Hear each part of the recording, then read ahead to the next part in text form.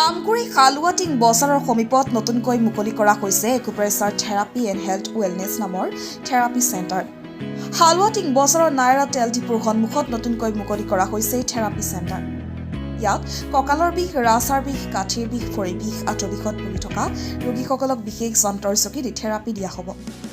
উল্লেখিত সমস্যাসমূহত ভুগি থকা ৰোগীসকলে 7319668623 নম্বৰত যোগাযোগ কৰি থেৰাপি চিকিৎসা সেৱা গ্ৰহণ কৰিব পাৰিব।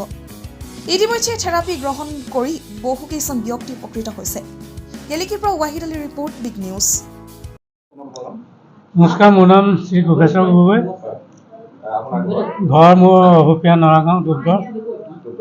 হয়, মোৰ এইটো 2016 চনতে এটা চাইকেলৰ এক্সিডেণ্ট এটা হৈছিলে। খালত পৰি গৈছিল। তাৰপাছত মোৰ হাত ভৰিবোৰ নাৰ্ভৰ একদম একো মানে হিলাব নোৱাৰা অৱস্থা হৈছিলে। 4টা মানুহে দাঙি নিছিলে। তাৰপাছত ডিব্ৰুগড়ত মেডিকেলত থাকিও নাপালোঁ। তাৰপৰা ইয়াৰ আগতে আৰু এজন গেলেকী এজন আছিলে থেৰাপি, সেইজনে দি অলপ ভাল কৰিলে। তাৰপিছত খোজকাঢ়িব পাৰিলোঁ লাহে লাহে, লাখুঁত লৈ লৈ। তাৰপিছত এতিয়া আকৌ এইজনৰ ওচৰত আজি 10 দিনমান হৈছে।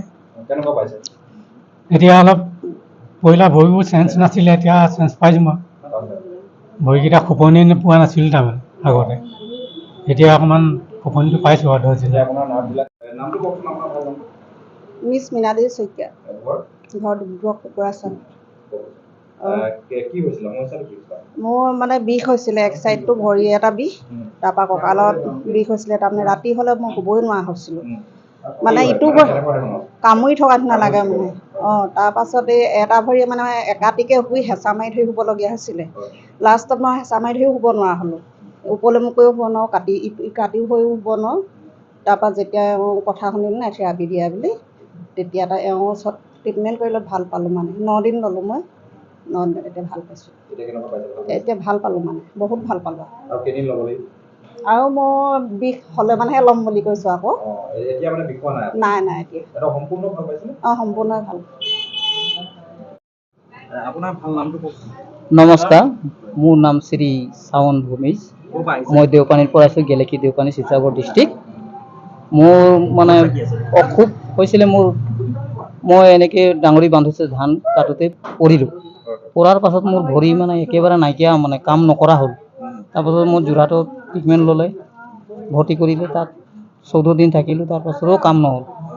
তাৰপৰা ৰিলিজ দিয়াৰ পাছত মই ঘৰ আহিলোঁ। ঘৰ আহি আৰু আমাৰ এই তেখেতে ছাৰক ফোন কৰি জনালে, আহিলে, তেখেতে ট্ৰিটমেণ্ট কৰিলে। এয়া ভৰি এতিয়া মানে সম্পূৰ্ণ ঠিক হৈ গ'ল মোৰ। 1 মাহৰ ভিতৰতে ভাল পাইছোঁ। চিকিৎসা লোৱাৰ মোৰ এইটো 1 মাহ হ'ল। 1 মাহৰ ভিতৰতে মানে মই একদম ডেইলি লৈ আছোঁ। এতিয়া একদম পুৰা ভৰি একেবাৰে ভাল হৈ গ'ল। একদম মানে লৰচৰ নহৈছিলে, এতিয়া একদম চব কৰিব পাৰোঁ। হাতটোও কাম নকৰা হৈছিলে, এতিয়া হাত ভৰি দুটাই সম্পূৰ্ণ কাম কৰিছে।